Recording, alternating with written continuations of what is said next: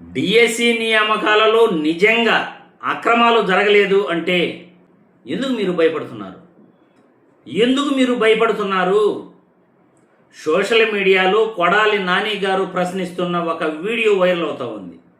Video చూసిన తర్వాత ఈ ప్రభుత్వం ఎందుకు భయపడతా ఉంది, ఎందుకోసం భయపడతా ఉంది అనేది మళ్ళీ మనం విశ్లేషించుకుందాం.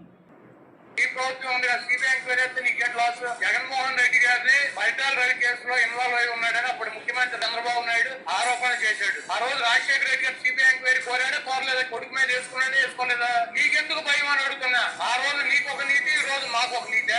నా కుమారుడు జగన్మోహన్ రెడ్డి ఏమైనా తప్పు చేసి ఉంటే ఆ తప్పును రుజువు చేయడానికి, ఆ తప్పుల గురించి ఎంక్వైరీ చేయడానికి ముందు సిబిఐ చేయండి, బ్యూరో ఆఫ్ ఇన్వెస్టిగేషన్ తో ఎంక్వైరీ వేయండి. తప్పు అనేది చేసి ఉంటే మామూలు శిక్ష కాదు అధ్యక్ష, మామూలు శిక్ష కాదు. Please send him to gallows. As a father, I am requesting this government, if at all he has done something wrong, ఉరి శిక్ష విధించండి. అది అభ్యంతరం లేదు. ఆ రోజు రాజశేఖర రెడ్డి గారు మగాళ్ళగా కొడుకు మీద సిబిఐ ఎంక్వైరీ వేసాడు కదా, సిబిఐ ఎంక్వైరీ వేసుకున్నారు కదా. ఇప్పుడు నీ కొడుకు కూడా వేసుకో, నువ్వు సిబిఐ ఎంక్వైరీ వేసుకో. నువ్వు అంతేగాని ఇవన్నీ అదే ఏడుస్తున్నంత అంటే ఎక్కడతాకన్నట్టు కోర్టుకి వెళ్ళమను, చదువు కూర్చొని చర్చించుకుందాం. ఏదో ఢిల్లీలో నీళ్లు పేపరు లీక్ అయింది, ఇక్కడ కూడా లోకేష్ రాజీనామా చేయాలి, ఈ ప్రభుత్వంలో ఏదో జరిగిపోయిందని మాట్లాడుతున్నారు. ఎవరైనా సిగ్గుండే వాళ్ళు ఒప్పుకోవాలి కదా. ఇప్పుడు ఈ రోజు మళ్ళా ఆందోళన చేస్తారంట, మళ్ళా ర్యాలీలు తీస్తారంట.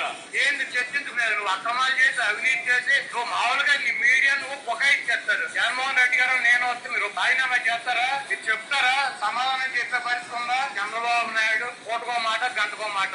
అతను ముఖ్యమంత్రి ఉంటే ఒకటి మాట్లాడతాడు, అతను ప్రతిపక్ష నాయకుడు అయితే ఒకటి మాట్లాడతాడు. ఇప్పుడు రాజశేఖర రెడ్డి గారు ఆయన కొడుకు మీద సిబిఐ ఎంక్వైరీ చేసుకుని నిజాన్ని నిరూపించుకున్నాడు. నువ్వు కూడా అట్లాగే నీకు దమ్ము ఉంటే నువ్వు కూడా రెండు కబుర్లు చేయడం కాదు, నీ కొడుకు మీద సిబిఐ ఎంక్వైరీ ఎందుకో రాజీనామా చేయించుకుని రాజశేఖర రెడ్డి గారి లాగా నేను నిప్పని చెప్పు.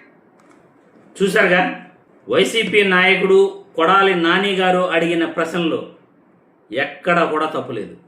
కొడాలి నాని గారు అడిగిన ప్రశ్నకు చంద్రబాబు నాయుడు ఆన్సర్ చేసే దమ్ము, ధైర్యం ఉందా?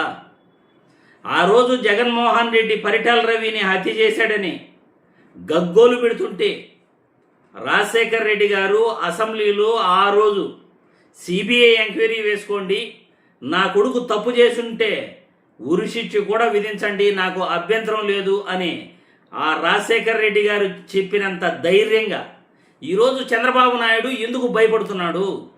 ఎందుకు సిబిఐ ఎంక్వైరీ అంటే గడగడ వణికిపోతున్నాడు?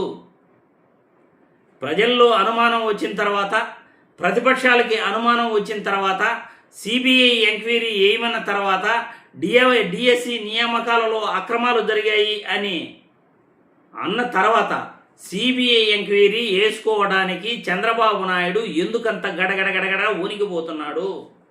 సమాధానం చెప్పాలి. ఈరోజు రాష్ట్రంలో వైసీపీ నాయకులే కాదు, ప్రజలందరూ కూడా, నిరుద్యోగులందరూ కూడా డిఎస్సి అభ్యర్థులతో సహా సిబిఐ ఎంక్వైరీ వేయాలి, డిఎస్సి నియామకాలలో తప్పులు జరిగాయి అంటూ వాళ్ళు ప్రతిపక్షం తరఫున వాళ్ళు ఉద్యమాలు చేస్తున్నారు. ఈరోజు చంద్రబాబు నాయుడు ఏమో సిబిఐ ఎంక్వైరీ ఎందుకు వేయాలి, డిఎస్సి నియామకాల్లో తప్పు జరగలేదు అని నువ్వు కాదు సర్టిఫికేట్ ఇవ్వాల్సింది, ఆ సర్టిఫికేట్ ఇవ్వాల్సింది సెంట్రల్ బ్యూరో ఆఫ్ ఇన్వెస్టిగేషన్. ఆ సర్టిఫికేట్ కానీ మీరు ఇప్పించుకోగలిగితే వాళ్ళ చేత, అప్పుడు అరే చంద్రబాబు నాయుడు నీతివంతుడు, సచ్చిల్లుడు, ఆయన ప్రభుత్వంలో తప్పే జరగలేదు అని ప్రజలందరూ కాదు మేము కూడా నమ్ముతాం.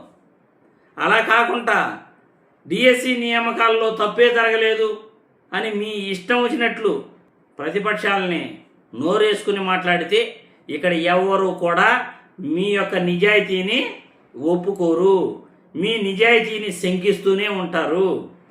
కాబట్టి ఇప్పటికైనా రాజశేఖర్ రెడ్డి గారు తన కొడుకుపై దమ్ము, ధైర్యంతో ఎలా అయితే సిబిఐ ఎంక్వైరీ వేయమని చెప్పాడో, మీకు కూడా దమ్ము, ధైర్యం ఉంటే మీ డిఎస్సి నియామకాలలో మీ ప్రభుత్వంలో తప్పు జరగలేదని మీరు అనుకుంటుంటే సిబిఐ ఎంక్వైరీ వేయటంలో మీకేంటి అభ్యంతరం అని నేను ఈ వీడియో ద్వారా ప్రశ్నిస్తున్నాను. మరి మీరే ప్రజలు కామెంట్ల రూపంలో మీ అభిప్రాయాలు కూడా తెలియజేయాల్సిందిగా వీడియో ద్వారా కోరుతున్నాను.